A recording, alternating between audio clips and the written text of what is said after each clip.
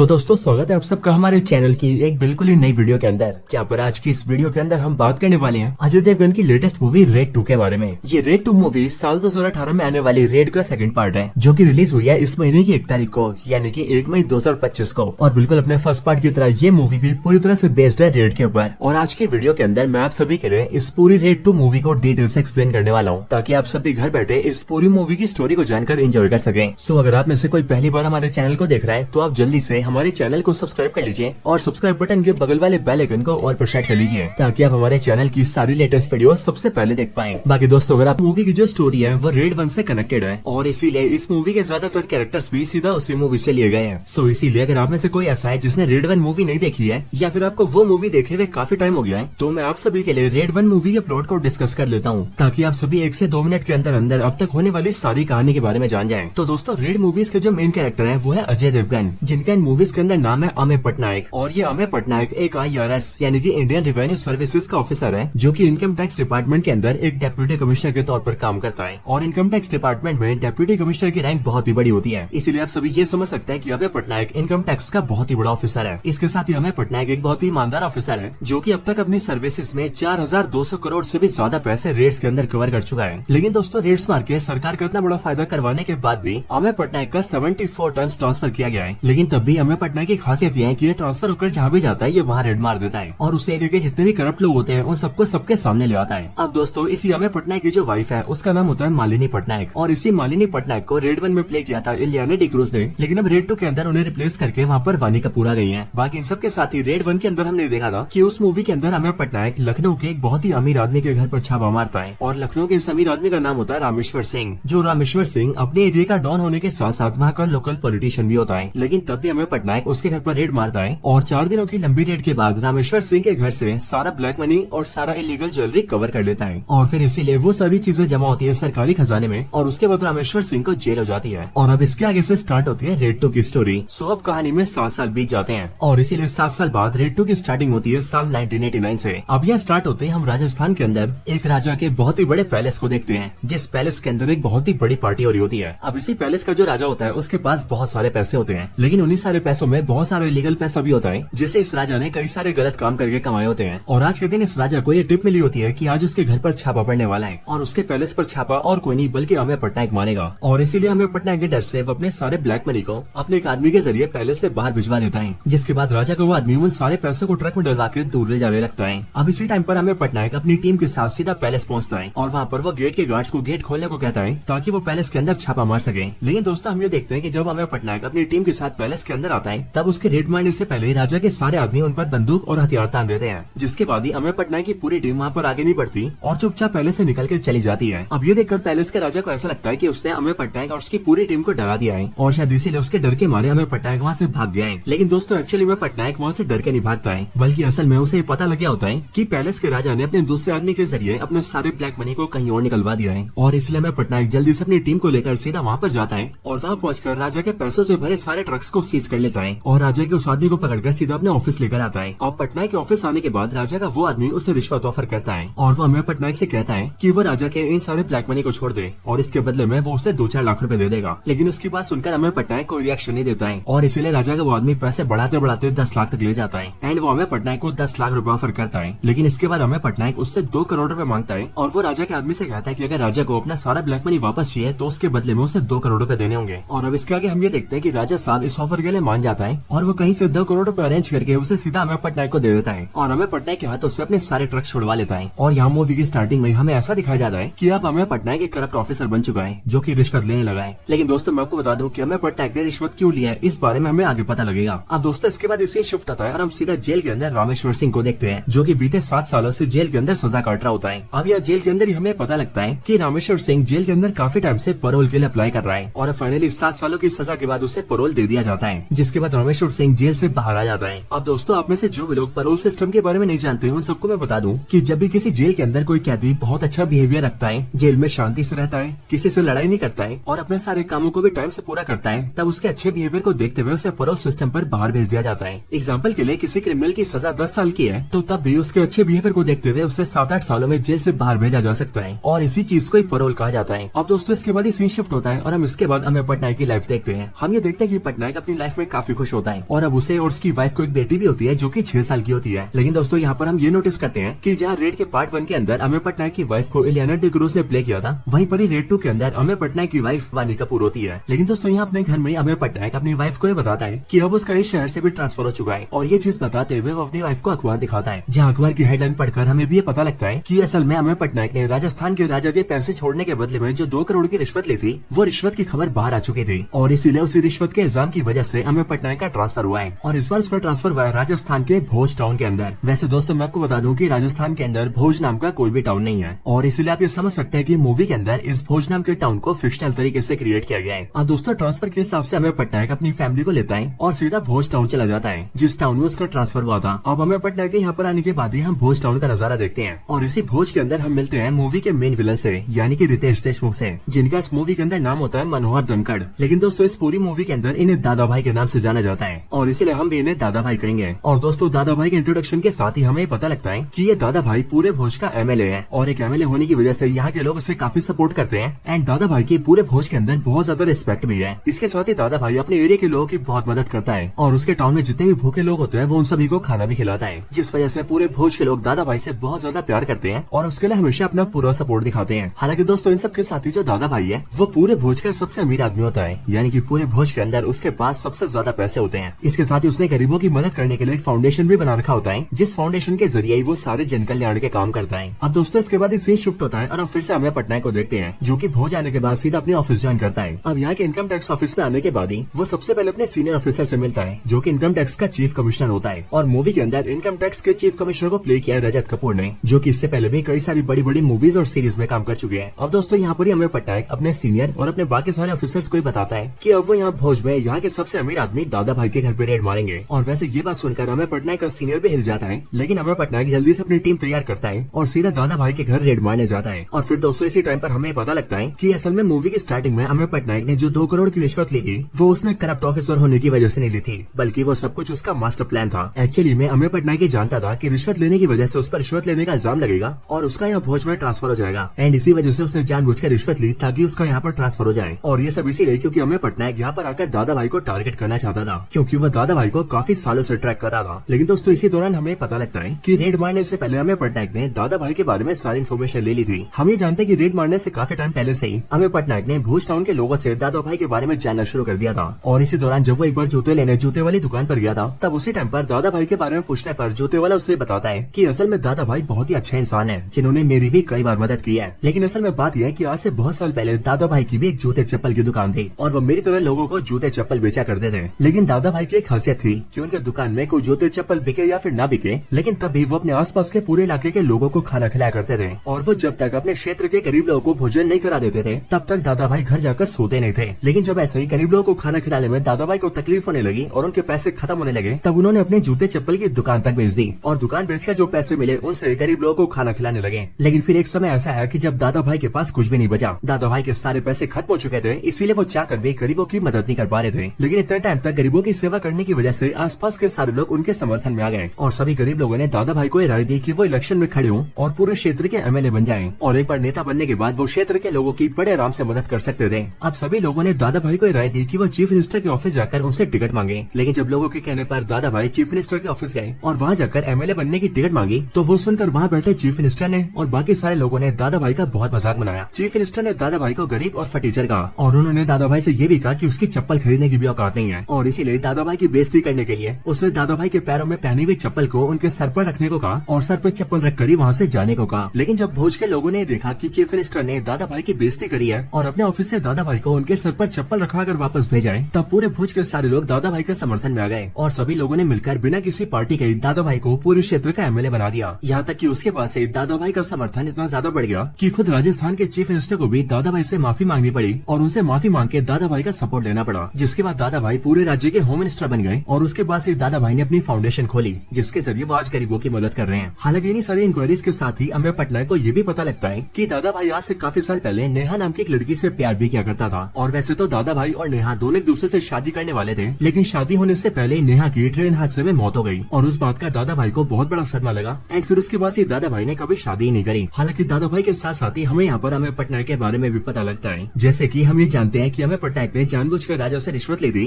और खुद ही अपने ऑफिसर्स के जरिए खुद को पकड़वाया था। तो असल में उस टाइम पर हुआ कुछ ऐसा था कि जब अमर पटनायक ने 2 करोड़ की रिश्वत ली तब उसने अपने सोर्सेज से उन पैसों को ट्रैक करवाया, जिसके बाद जाकर अमर पटनायक को पता लगा कि वो पैसे हवाला के पैसे हैं जिन्हें इंडिया के अंदर इलीगल तरीके से लाया गया था। और सिर्फ ये नहीं बल्कि उसे ये भी पता लगा था कि एक्चुअल में वो हवाला के पैसे लाने के पीछे दादा भाई का हाथ था। और इसीलिए इन सारी बातों को जानने के बाद ही अमर पटनायक ने उन पैसों को पकड़वाया, खुद को जानबूझकर दुनिया के सामने रिश्वतखोर कहलवाया और सीधा दादा भाई को पकड़ने के लिए भोज में ट्रांसफर ले लिया। और दोस्तों भोज में ट्रांसफर लेने के बाद ही अमर पटनायक ने यहाँ पर आने के बाद अपनी रिसर्च चालू कर दी थी, जिसके बाद रिसर्च करके धीरे धीरे उसे पता लग गया था कि दादा भाई पूरी दुनिया के सामने वैसे तो फाउंडेशन चलाता है जिसमें वो ये दिखाता है कि वो इसके जरिए गरीब लोगों की मदद कर रहा है, लेकिन असल में दादा भाई फाउंडेशन का इस्तेमाल करके हवाला के जरिए ब्लैक मनी को फाइट करता है। और इन सारी बातों को जानकर अमर पटनायक ने धीरे धीरे करके कुछ सबूत भी इकट्ठा कर लिए थे, जिन सबूत के दम पर उसने दादा भाई के घर में रेड मारने के लिए वारंट ले लिया। और फिर इसीलिए अमर पटनायक अपनी पूरी टीम को लेकर सीधा दादा भाई के घर में रेड मारने जाता है। लेकिन दोस्तों जैसे अमर पटनायक रेड मारना स्टार्ट करता है तब उसे बहुत ही बड़ा झटका लगता है, और वो इसीलिए क्योंकि उसने जिन जिन जगहों पर सबूत देखे थे दादा भाई ने वो सारे सबूत हटवा दिए थे, क्योंकि एज ऑफ कोर्स दादा भाई एक कैबिनेट मिनिस्टर है जिसकी बहुत ही ज्यादा पावर है। और इसीलिए इस पूरे रेड के अंदर अमर पटनायक को कुछ भी नहीं मिलता है। और अब क्योंकि दोस्तों अमर पटनायक को दादा भाई पर मारी की रेड में कुछ भी नहीं मिलता है, इसीलिए यहाँ से वो पूरी रेड छोटी साबित हो जाती है। और अब क्योंकि दादा भाई एक कैबिनेट मिनिस्टर था इसलिए वो इस बात का आधार बना के अमर पटनायक को उसकी नौकरी से सस्पेंड करवा देता है। और सिर्फ ये नहीं दोस्तों बल्कि यहाँ पर ही दादा भाई अमर पटनायक के सामने इस बात को भी रिवील करता है कि वो ये जानता था कि अमर पटनायक उस पर यानी कि दादा भाई पर काफी टाइम से नजर रख रहा है, लेकिन असल में अमर पटनायक को ये नहीं पता था कि खुद दादा भाई भी अमर पटनायक पर बहुत टाइम से नजर रख रहा है। और इसीलिए दादा भाई ये तक जानता है कि अमर पटनायक ने जानबूझकर 2 करोड़ की रिश्वत का इल्जाम अपने सर पर लिया, उसी के जरिए उसने दादा भाई को ट्रैक किया और वो यहाँ पर छापा मारने आया। लेकिन दोस्तों इतना कुछ होने की वजह से अमर पटनायक भी इस बात को डिसाइड करता है कि अभी बेशक से वो दादा भाई का कुछ नहीं बिगाड़ पाया है और दादा भाई ने उसे नौकरी से भी निकलवा दिया है, लेकिन तब भी वो नौकरी में रहे या फिर ना रहे उसके बावजूद भी अब वो दादा भाई को छोड़ेगा नहीं और वो दादा भाई की सच्चाई को सबके सामने लाकर रहेगा। और फिर इसलिए दोस्तों हम ये देखते हैं कि नौकरी में ना होने के बाद भी अमर पटनायक अपने नेटवर्क्स को यूज करने लगता है और अपने जान पहचान के लोगों की मदद से इन्वेस्टिगेशन करके दादा भाई के बारे में सारी चीजों के बारे में जानने लगता है। अब दोस्तों इस इन्वेस्टिगेशन के अंदर अमर पटनायक अपने बैच के पुराने दोस्तों की हेल्प लेता है और अब जाहिर है कि अमर पटनायक के पुराने बैच वाले दोस्त भी बड़े बड़े सरकारी ऑफिसर्स होते हैं, इसीलिए उन सबकी हेल्प की मदद से अमर पटनायक कई सारी चीजें जानता है और उसे दादा भाई के बारे में बहुत सारी अंदर की बातें पता लगती हैं। असल में दोस्तों अमर पटनायक काफी टाइम से ये सोच रहा था कि दादा भाई हवाला के जरिए बहुत सारे ब्लैक मनी को वाइट करता है, लेकिन आखिरकार वो ब्लैक मनी को वाइट करता कैसे है, क्योंकि इतने सारे करोड़ों रुपए को ब्लैक से वाइट करने के लिए कोई बड़ा जरिया चाहिए। और दोस्तों ये सब सोचने के दौरान ही अमर पटनायक को ये पता लगता है कि असल में दादा भाई के पास बहुत सारी जमीनें हैं, इतनी जमीनें जितनी कोई सोच भी नहीं सकता है, और वो सारी जमीनें दादा भाई या फिर उनके किसी रिश्तेदार के नाम पर रजिस्टर्ड है। और फिर इसलिए यहाँ से इन्वेस्टिगेशन करके अमर पटनायक को ये पता लगता है कि एक्चुअल में दादा भाई अपने ब्लैक मनी को व्हाइट जमीनों के जरिए करता है, क्योंकि दादा भाई जितनी ब्लैक मनी को लेता है वो जमीन खरीदने के बहाने उस सारे ब्लैक मनी को व्हाइट में दिखा देता है। लेकिन जाहिर है कि ऐसी बड़ी ट्रांजेक्शन दिखाने के लिए दादा भाई के पास कोई जमीन होनी चाहिए और इसीलिए इन जमीनों को हासिल करने के लिए दादा भाई दूसरी तरीके अपनाता है और ये तरीका होता है गरीब और मासूम लड़कियों को जॉब दिलवाना। असल में ऐसा करने के लिए दादा भाई गरीब लड़कियां और उनकी फैमिलीज को पकड़ता है और उनकी फैमिली से उन लड़कियों को जॉब दिलवाने के बहाने में उनकी फैमिलीज की जमीनें ले लेता है, वो भी बहुत ही कम दाम में। और उनकी सारी जमीन बहुत ही कम दाम में लेने के बदले में वो उनकी बेटियों को सरकारी रेलवे जैसे डिपार्टमेंट में जॉब दिलवा देता है। लेकिन सिर्फ ये नहीं दोस्तों बल्कि सबके साथ ही दादा भाई जिन भी लड़कियों को जॉब दिलवाता है वो उन सभी लड़कियों को एक्सप्लॉइट भी करता है, यानी कि दादा भाई उन सभी लड़कियों का फिजिकली मिसयूज करता है। और सिर्फ ये नहीं दोस्तों बल्कि इन सब चीजों के साथ ही अमर पटनायक को ये भी पता लगता है कि भोज के लोगों ने उसे दादा भाई की जिस लवर के बारे में बताया था यानी कि नेहा राठौर के बारे में, वो नेहा या फिर यूं कहे वो नेहा राठौर और उसकी पूरी स्टोरी भी छोटी थी। असल में गांव वालों के बीच ऐसी बात फैली थी कि नेहा राठौर दादा भाई से प्यार करती थी, लेकिन उनसे शादी करने से पहले उसकी ट्रेन हादसे में मौत हो गई। पर दोस्तों इन्वेस्टिगेशन के अंदर अमर पटनायक को ये तक पता लगता है कि नेहा राठौर दादा भाई से प्यार नहीं करती थी, बल्कि दादा भाई ने नेहा राठौर को भी फिजिकली मिसयूज किया था और जब नेहा राठौर ने उसके खिलाफ जाने की कोशिश की तो दादा भाई ने उसे जान से मार दिया और नेहा राठौर की मौत को दादा भाई ने ट्रेन हादसे का नाम दिया। अब ये सारी बातें जानने के बाद ही अमर पटनायक बारी बारी करके उस सारी लड़कियों से कॉन्टेक्ट करता है जिन सभी लड़कियों के साथ दादा भाई ने दुष्कर्म किया था और वो सभी लड़कियों से कहता है कि वो सब दादा भाई के खिलाफ गवाही दे दें जिससे कि दादा भाई का साथ सामने आ सके और उसे जेल हो सके।